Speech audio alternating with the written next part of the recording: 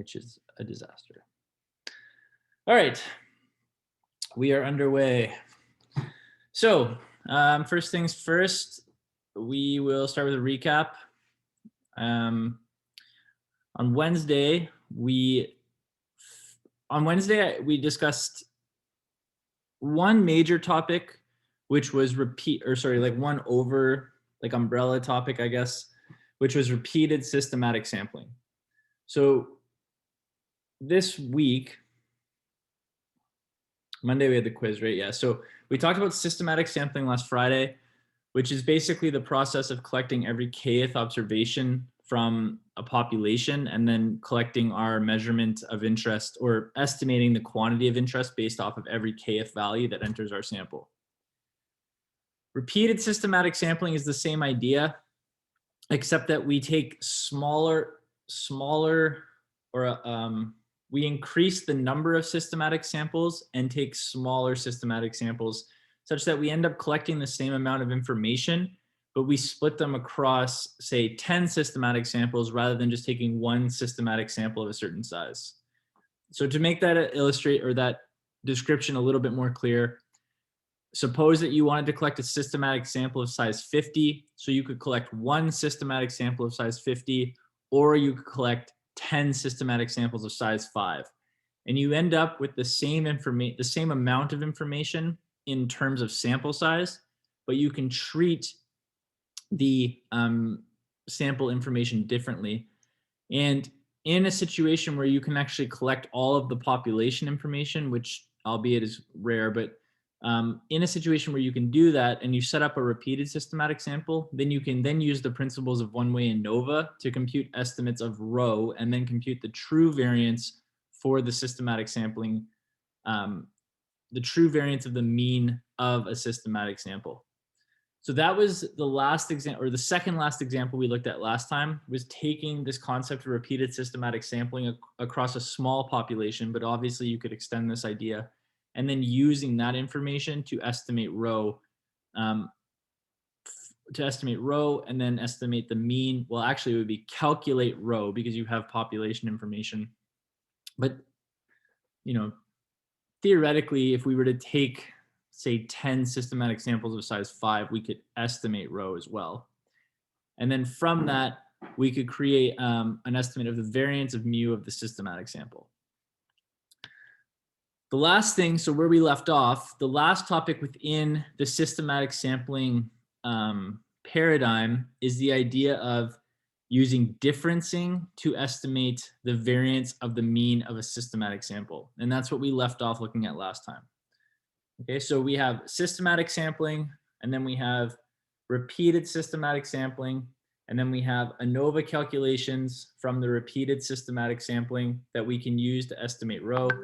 And then if we go back up to the systematic sampling idea, we now have this differencing approach. So the examples that we looked at, or we left off with last time, was a question that asked us to estimate the total number of births during a 41-year period and then find an appropriate estimate of the variance. So this is all pretty classical sampling style empirical problems, right? I mean, for the most part, we're always interested in estimating a mean, a total, or a proportion. And the processes for doing these things are pretty much the same across the different schemes. What really changes is just the scheme that we are using depending on the situation that we are interested in. Okay, now this differencing idea, this links back to the repeated systematic sampling idea, because both of those techniques can be utilized when we are not dealing with random populations. So we have learned that systematic sampling uses the same estimates as simple random sampling. So in particular, our estimate for the variance of the mean from SRS is utilized when we collect a systematic sample. However, we know that if the population is not random, then the variance from our simple random sample, or the estimate of the variance of the mean from simple random sampling, will not be, well, it'll either over or underestimate the true variance of the mean. For the first problem in question 1A, we actually have a scatter plot of the number of bursts. And as I noted last time, the scatter plot here appears to be random, okay? So this is an ideal situation for collecting a systematic sample because when the values or the measurements in the sample and in the population are randomly sort of distributed, we'll say, we know that the SRS estimator will be approximately equal to the systematic sample estimator of the variance of the mean.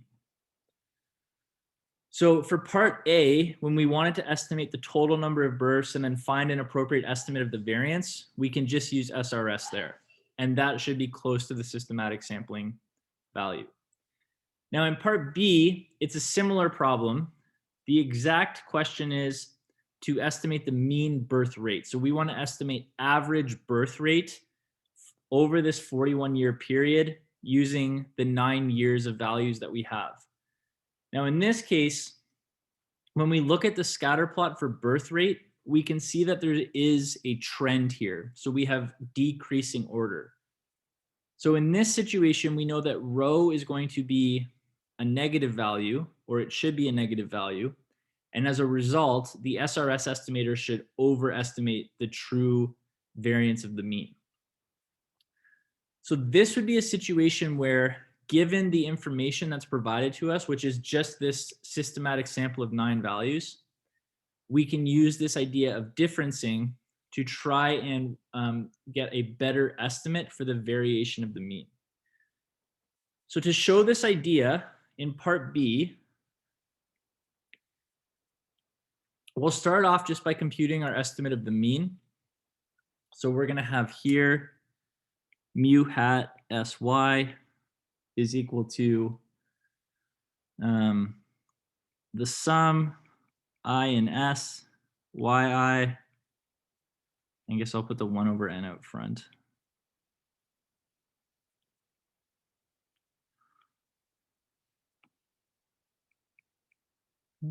So this is going to be 1 over 9 multiplied by 173.6, which is 19.28 repeating. Okay, so as we can see, when it comes to estimating the actual, or when it comes to finding a point estimate for the mean or for a total or for a proportion, regardless of the sampling scheme that we've seen so far, this is pretty much the same calculation. It's just the standard definition of an average. Now let's look at the effect of using differencing in the situation where we have this ordered population. Okay, so for example here, let's say we start off with our traditional approach, which would just be to use a simple random sample estimate. So here we would have the estimate of the variance of the mean is equal to 1 minus little n over capital N multiplied by sigma squared hat divided by little n. Okay.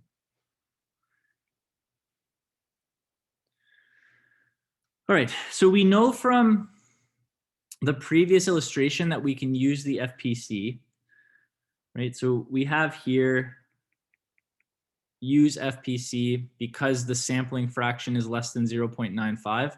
That's going to be the same here because we're dealing with the same population size and the same sample size. So now what we're going to have is 1 over 9 minus 41, and then the estimate of the variance for the birth rate is 16.04611 over little n. This would be calculated in the normal way. So just take each birth rate, subtract the average, square it, divide by n minus 1, or sum those and divide by n minus 1. So this is a value that would typically be given to you. So we'll just say assume was given. On any testing scenario, obviously you're not going to be expected to compute a value like this because it's so time consuming, but on an assignment, maybe. Okay, so this would just be found in the normal way.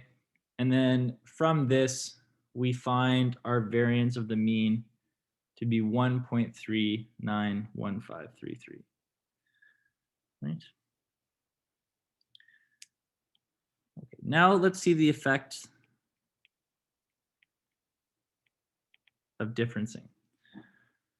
So it's an ordered population, which means that rho should be negative.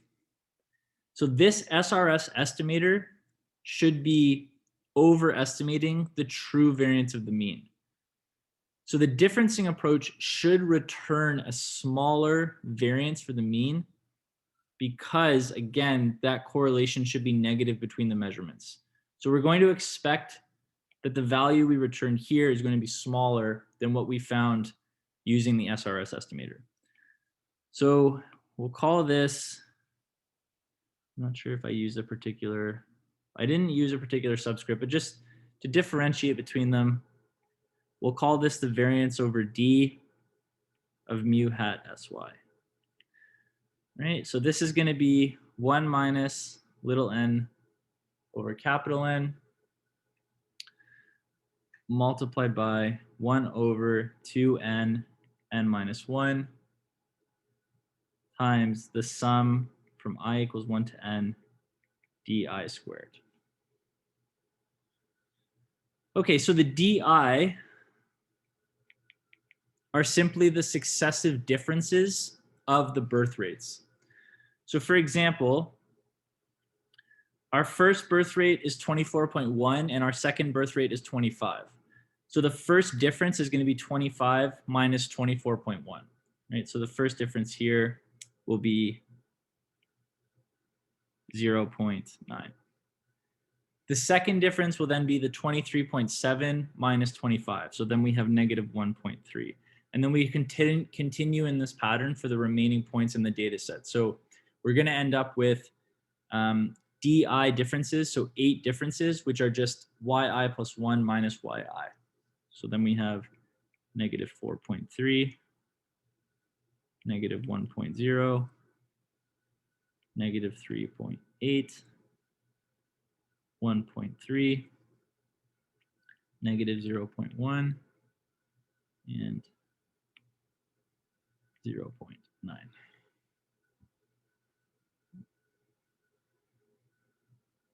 Okay, so from this point, the calculations are pretty straightforward. We just have to square and sum the differences together, and then we just need to plug into our formula. So we're going to have the variance estimate of the mean for the difference from the differencing approach is equal to 1 minus 9 over 41, 1 over 2 times 9 times 8, and then the sum of the di squared is 38.94.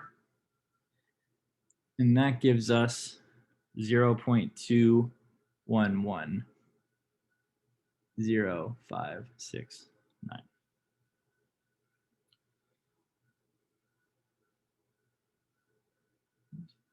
So we can see that the reduction in terms, or the variance estimate from the differencing is much smaller than the estimate that we had from SRS, which again is to be expected because we know that given the structure of the true variance of the mean from a systematic sampling approach, that when you have negative correlation, that would force the true variance to be smaller than the simple random sampling variance, and hence the SRS estimator should be overestimating the true variation of the mean. So we can make a note here.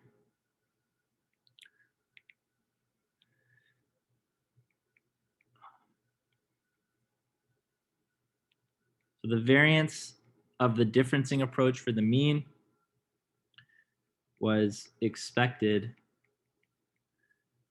to be smaller than that from SRS, since rho is negative for ordered populations.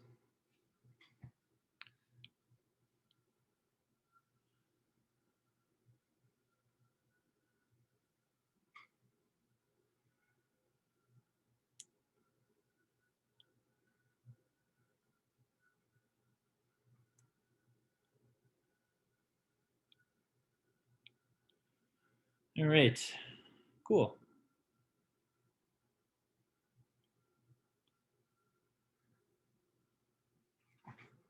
Does anyone have any questions?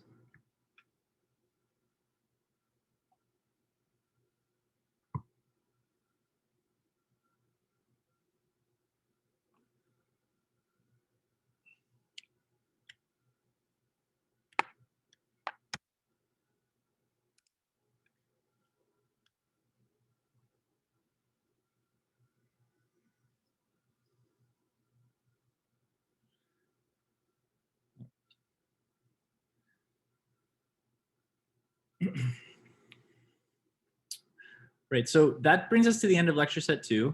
So February 5th, we started class on Jan 3rd, so that's 2 lecture sets in a month, right? Which I think is actually pretty close to what I had written in the outline. I'll have to check, we might be a little bit behind what I had planned, but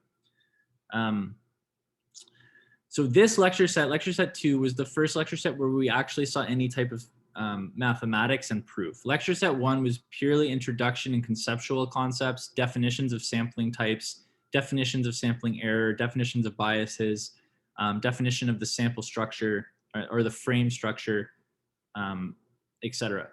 Lecture set 2 focused on simple random sampling and what we could think of as a derivative of simple random sampling, which is the systematic approach. This lecture set focused on estimation of the mean, total, and proportion. So these 3 quantities are the quantities that we're going to see throughout the course. Essentially, what's going to happen from this point forward is we're going to explore, at least for the next, I'd say 4 to 6 weeks, we're going to explore different sampling strategies. And the goal of each strategy will be the same thing: estimation of the mean, the total, and the proportion. Within investigating these strategies, we will again see ideas that fall out from the different approaches. So for example, when we talked about systematic sampling, we have systematic sampling and then we had repeated systematic sampling. We had differencing within the systematic approach. And we use these ideas in different situations to estimate different quantities, right? So differencing is appropriate when we have an ordered population, for example. The next topic that we are going to talk about is called stratified sampling. And again, the goals here are the same. We want to estimate a population quantity. Within doing that, we'll talk about ideas like sample size calculation, and inevitably we'll start to talk about what is called ratio and regression estimation as well. So how can we make use of other variables that we have information about when we're trying to estimate a certain quantity? Okay, so stratified sampling is the sole focus of the 3rd lecture set. As I had mentioned, within this lecture set, we'll talk about the usual things. So first we'll define stratified random sampling, and then we'll talk about estimation based off of that approach. Then we'll talk about sample size calculation. As you will see, there are a variety of ways to approach this problem because of the structure of a stratified random sample. That'll make more sense in a bit. We'll talk about ideas that fall out of stratified sampling. So for example, post-stratification and double sampling. And inevitably, we'll talk about ratio estimation within a stratified sample, though that topic might actually be held until the next lecture set.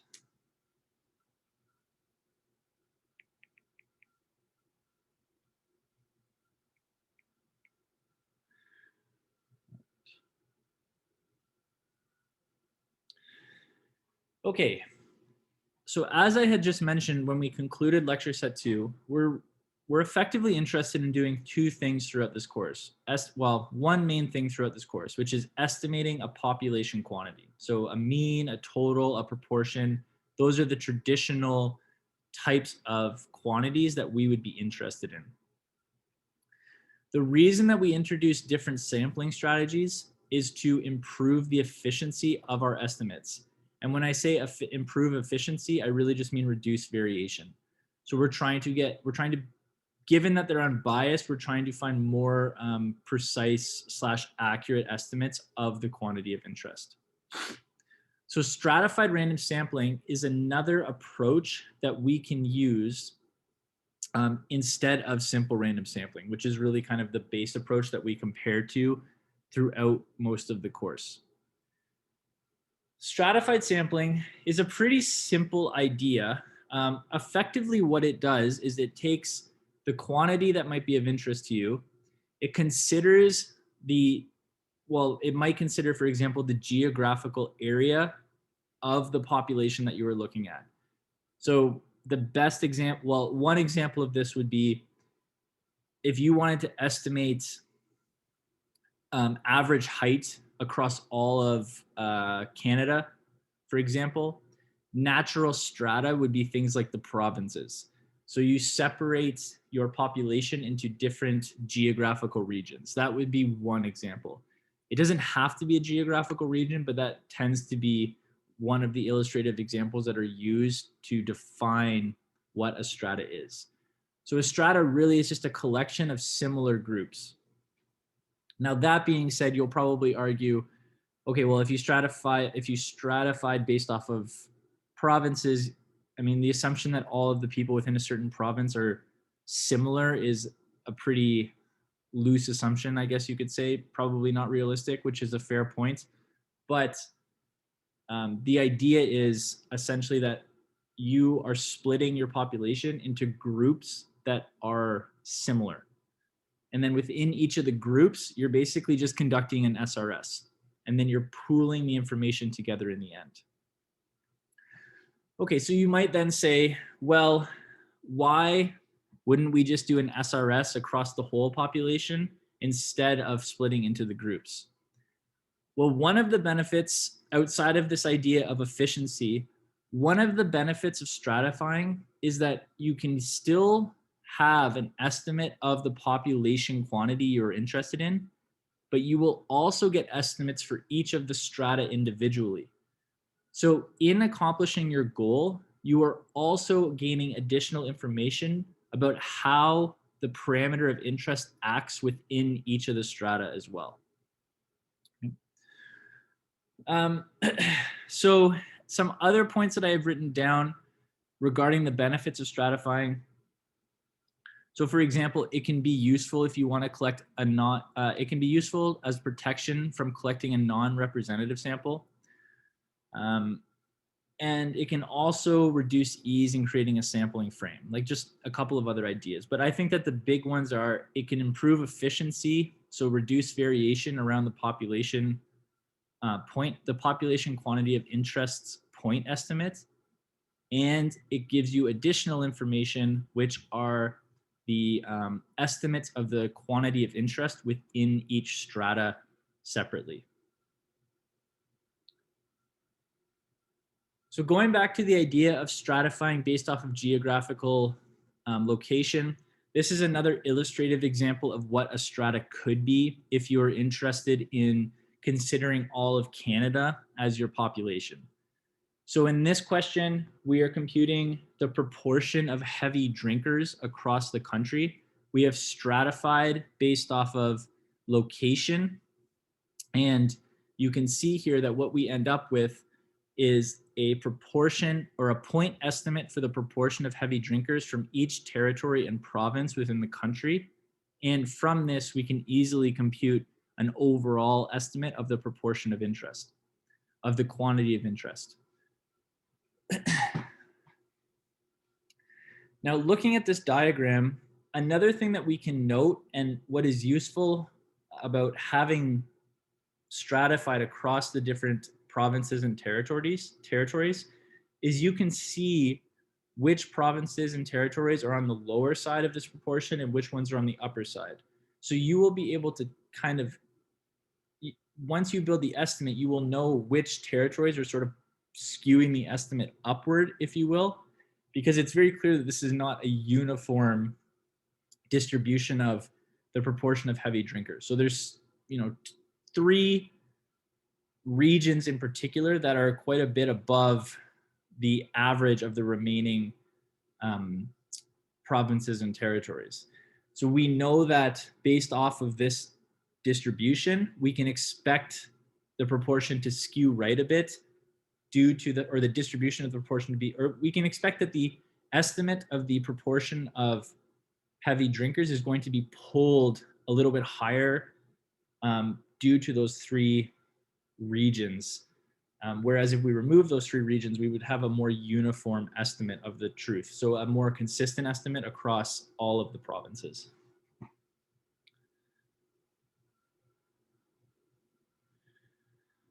All right, so examples of strata, as I had mentioned before, the geographical regions tend to be the go-to example. But I mean, the strata can be determined based off of what kind of study you are using. So for example, if we were doing an ecological study, you could stratify based off of different types of terrain. That's one of the examples that I have written down. When a bank fails, the FDIC acquires assets from the bank to pay back insured depositors. The assets fall into one of 7 drastically different categories. So valuing the assets is time consuming. So the FDC collects a sample of each type of asset to estimate the total amount recovered. If we do this, the SRS can result, or a simple random sample can result in a variance that is too large. So it makes sense in this case, for example, that you could stratify based off of one of those 7 categories. So the point is simply that geographical region tends to be sort of the go-to example of different types of strata, but the strata don't have to be geographical regions. They can be a grouping variable that would exist within the context of what you are studying. So it does pay to think about whether or not you could reasonably strata or build different if you could stratify based off of what it is that you are actually studying. But again, the point is just that the strata themselves are just collections of like observations. All right, so when we stratify, effectively all we're doing is splitting our sample frame or the population into mutually exclusive areas. So if our population U is split into H strata, then we have U1, U2 to UH, which are mutually exclusive events, which just means that if you add the elements within each of the strata together, you return the population and there's no overlap between the strata, okay? Same idea with the population size. So basically each strata is going to be composed of its own size, and the size of each strata, if you sum them together, you get back the population total. If we designate the variable that we are measuring to be capital Y, then YHJ is the jth element in the H of stratum. So this is just notation to tell us what observation we are dealing with. Pretty standard notation. The same thing would be used if you had a matrix representation of your data. But basically, each observation has to belong to its own strata, and then we designate the observations as running from 1 to n subscript h. Okay, so the mean of each strata is simply the sum of the values in the strata divided by the strata size. The overall population mean is just the sum of all elements across every strata divided by the population size. And this is the same thing as summing across each strata individually and then adding those sums across the whole population. But the point is simply the population mean has the same definition as before. It's just the average of the entire population. The variance of the entire population has the same definition as before. So this is going to just be the variance of every value with respect to the overall mean or the population mean. And then of course we would also have a variation estimate within each strata. So again, one of the natural fallouts from this approach is that you still have the same definitions of the mean and the variation that we are accustomed to. So you have a mean and variance for the population, but now we also have mean and variance estimates within each strata. So we're able to make specific comments about the different strata that we are working with and also accomplish the overall goal of giving an estimate of or making a point about the overall mean or variance as well.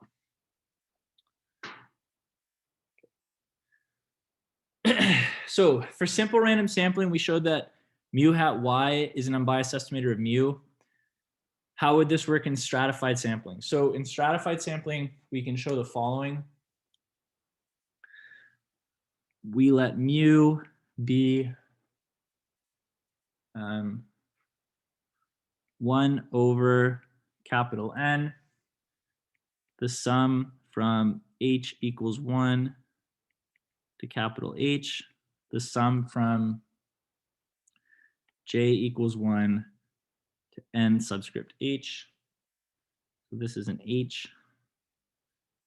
Okay, and then we have y, h, j. All right, so then we have 1 over capital N, the sum from h equals 1 to capital H of n subscript h multiplied by the sum from j equals 1 to nh of y h j over nh. Okay, so this becomes n subscript h over n multiplied by the sum from h equals 1 to capital H of mu h, which is equal to WH. Oh, sorry, I can't have, this has to be inside.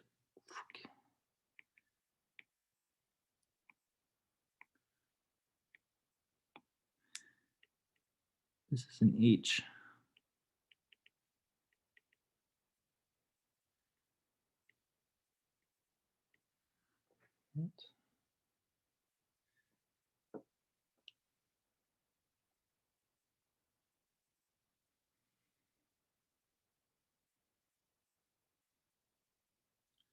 Right, so this would be another way of us that we can express the population mean across the H strata. And effectively, this is just a weighted mean. So we have this fraction nh over n, which is the proportion of the population that belongs to each strata. And then we're multiplying that proportion by the mean of each strata. And then we're summing across the entire, we're summing across all capital H strata. So it follows that the estimates that we're going to be working with are basically going to be of the same form, which means that a lot of the time when we are working in the stratified approach, we're basically just going to be computing estimates for each strata individually, then computing this proportion WH, which is the proportion of observations within each strata, and then using that to compute an estimate of the mean. So for each strata, our definition of the estimates are the same as they were beforehand. So for example, within strata H, we let little mu hat H be the sum across all elements in the strata divided by the sample size for that strata. So basically within each strata, our estimate of the mean and the total and the variance for that particular strata is just the SRS estimator. That's what we have written on slide 9. And it's easy to show that each of these estimators have the expected value of the estimator within the strata is unbiased, and the variance of the estimator within the strata has the same form that it did in SRS, because again, we are simply using simple random sampling within each strata individually.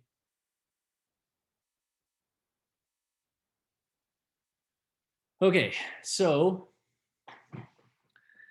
from what we had written before, to find an estimate of mu using the stratified approach, we can then write that mu hat st, so the mu hat based off of the stratified approach is going to be the sum from little h equals 1 to capital H of wh mu hat h. And this is the same thing as the sum h equals 1 to capital H of n h over n times mu hat h. Okay, so given the population definition that we had written down before, so on 2 slides back where we had shown that the true mean is basically just a weighted average of the stratified means, it follows that our estimates of the true mean based off of the stratified approach, based off of stratified random sampling, is going to be a weighted average of the sample estimates from each of the means. But we are still using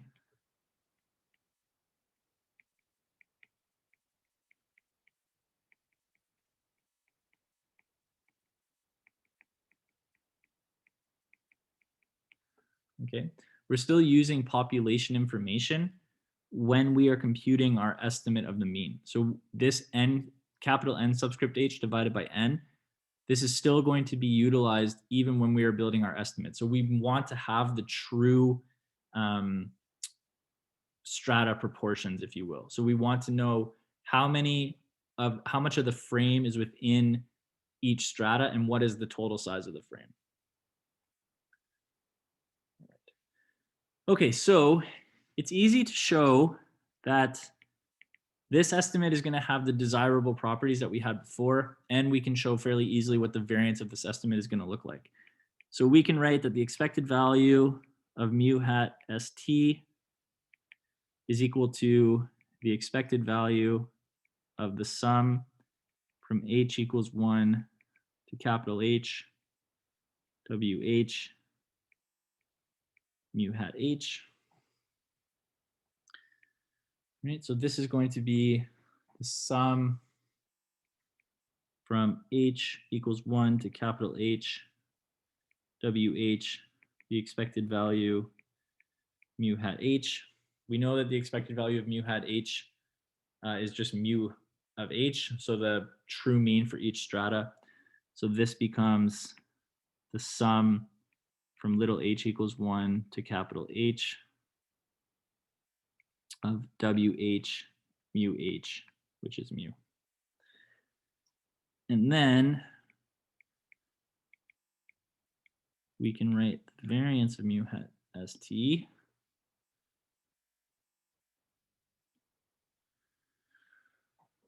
okay, I'll do this on the next slide.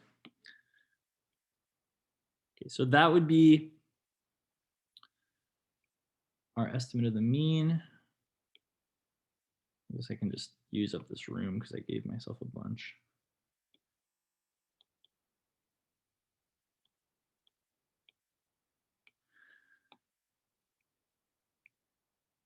As expected. And then here we can write out the variance of mu hat st. Okay, so this is going to be the variance of the sum across H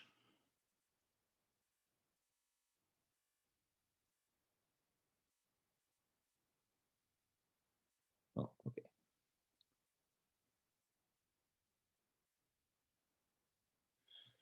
All right. So we're going to have little h equals 1 to capital H, WH, multiplied by mu hat H. Oh, sorry.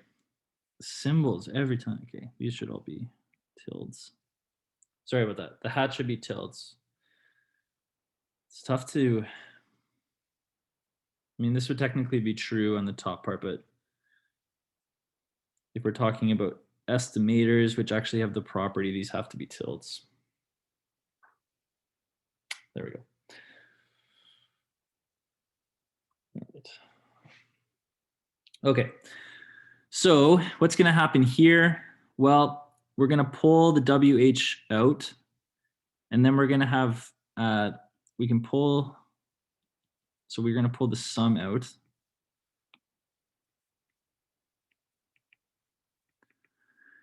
WH squared multiplied by the variance mu tilde H. Okay. So what is this going to look like? So this will be, for example, 1 squared multiplied by the variance of mu tilde H. So that'll be 1 minus N1 over N1 multiplied by sigma 1 squared divided by N1 for all H strata.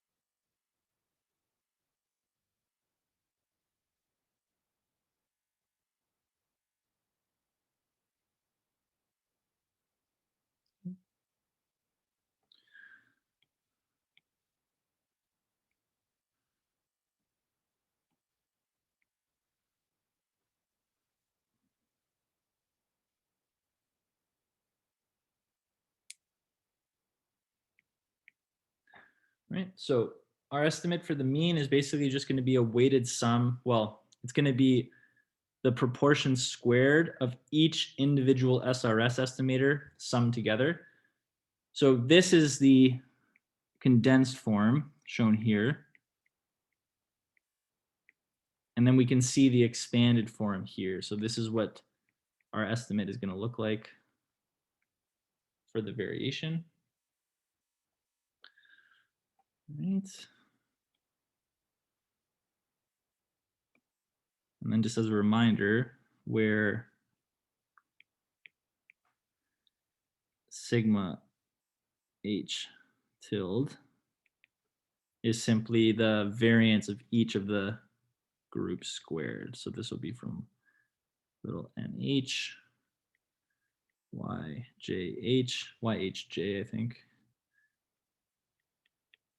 minus mu hat h squared divided by nh minus 1.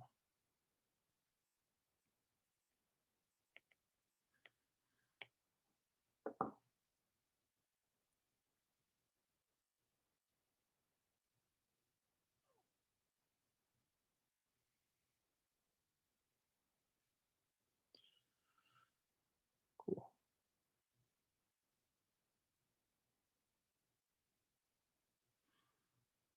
All right. Okay, so from those definitions, we can then also show that the estimates for the total are going to have a very similar form to what we had before. The estimate for the point estimate for the total is just going to be each individual estimate for the mean multiplied by nh. So in doing that, you end up with tau hat stratified is equal to the sum from little h equals 1 to capital H of the strata size multiplied by the estimate of the mean from each strata. And then the variance of the estimate for the total is going to have a very similar form as well. The only difference here is that we have the nh squared inside of the sum. But if you compare this to the SRS estimators, you'd be able to see that this is pretty much the same idea. Okay, so let's look at an example just to finish up today. So in this illustration, we have the following setup. So to estimate the average water quality and the proportion of wells with contamination, a survey of residential wells was carried out in the rural part of a region in southern Ontario. The population of 13,345 wells was identified from assessment records and 3 strata were created. Okay, so we have 3 different strata. We have the strata size, we have the strata weight, which is basically just the strata size divided by the total. So 0.177 would be the WH here, which is going to be 2,365 divided by the sum of the 3 strata sizes. So this, of course, is going to be WH. This, of course, is going to be capital NH, and this is going to be little nh. Okay, let mu be the average concentration of sodium within the wells, and let pi be the proportion of wells that are contaminated. Find 95% CIs for mu and for pi. Okay, so for mu, and then based off of the samples, we have the following information. So we have our 3 sample sizes shown above in the first table, and then in the second table we have the means and standard deviations for each sample, and then we have the proportion of the well that is contaminated. Of course, we need these estimates from each individual strata to compute our overall estimate. Okay, so now we'll find estimates for the mean and for the proportion. So we'll start with the mean. So we're going to have mu hat st is equal to the sum from h equals 1 to capital H, wh, mu hat little h. Okay, so we're just taking the sampling fractions that were given in the first table, multiplying by the corresponding sample mean, and then summing the product of those together.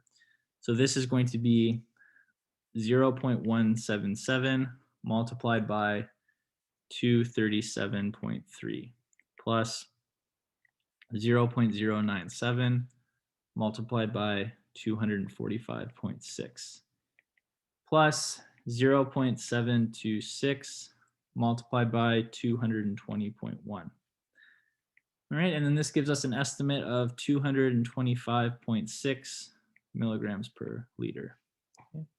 So again, pretty much the same approach that we, well, the calculation is not overly complicated compared to the SRS approach. It's, again, just a weighted sum of the sample averages across the three samples, across the strata that are of interest to us. All right, and then if we wanted to compute an estimate of the variance, all right, so this is going to be, okay, usually use square brackets here.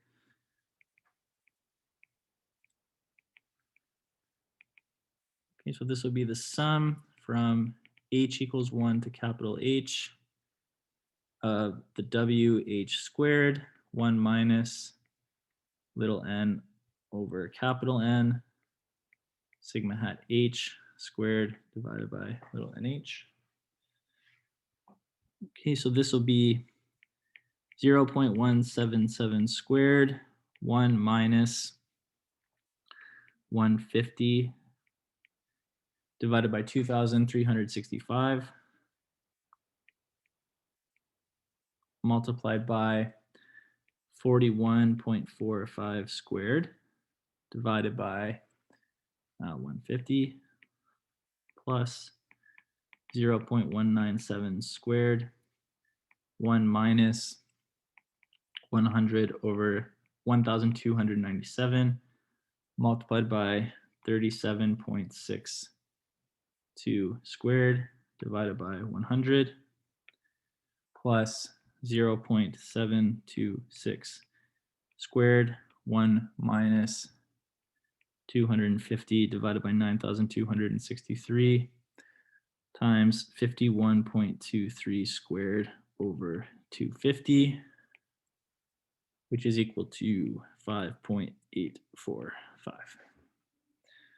Okay. All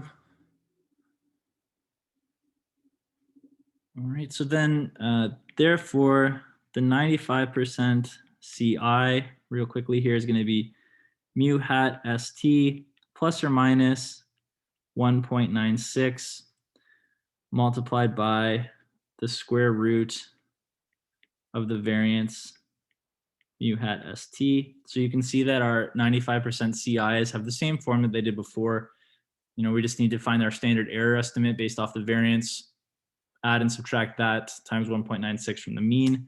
So this is going to give us 225.6 plus or minus 1.96 multiplied by 2.418, and then that will give us 225.6 plus or minus 4.7 milligrams per liter.